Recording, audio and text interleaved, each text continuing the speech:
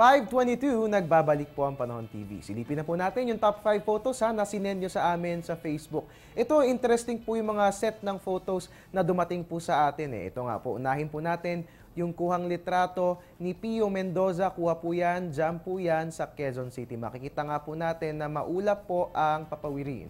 Second photo from Bobby Garcia. Kuha po yan sa Subic. Napakaganda nga po ng paglubog ng araw. Third photo from Erica Adriano. Kuha po yan sa El Nido, Palawan. Ako kahit Pasko, parang ang sarap magbakasyon. Fourth photo from Paul Michael Kaisip. Kuha po yan sa Subic.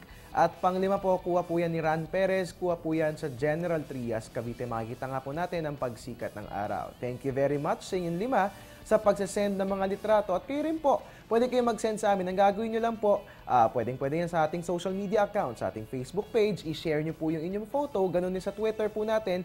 And you can also send us our photos, or your photos rather, panahontv@gmail.com. Alright, at this point, silipin na po natin ang 3-day weather forecast na inilabas ng Pag-asa. Silipin nga po natin ang lagay ng panahon sa Baguio. Light rains po tayo dyan bukas. Magtutuloy-tuloy po yan hanggang December 24. Ito pong light rains na ito ay idudulot ng northeast monsoon o hanging amihan.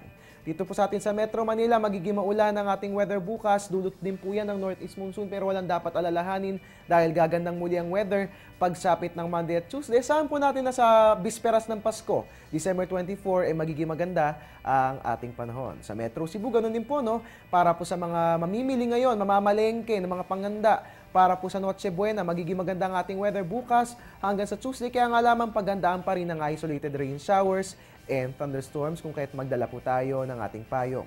Sa Metro Davao, generally speaking, fair weather din po tayo dyan bukas hanggang December 24. Merry Christmas po, di ba? Napakagandang balita. At bilang panguli sa Zamboanga, para nga naman po sa mga mag-e-exercise sa labas ng bahay, ayan, pwede po yan Dahil nga po magiging maganda ang ating panahon simula po yan bukas hanggang sa Tuesday, pwedeng maglaba, pwedeng magpalinis ng kotse, lahat pwedeng gawin dahil magiging maganda ang lagay ng ating panahon.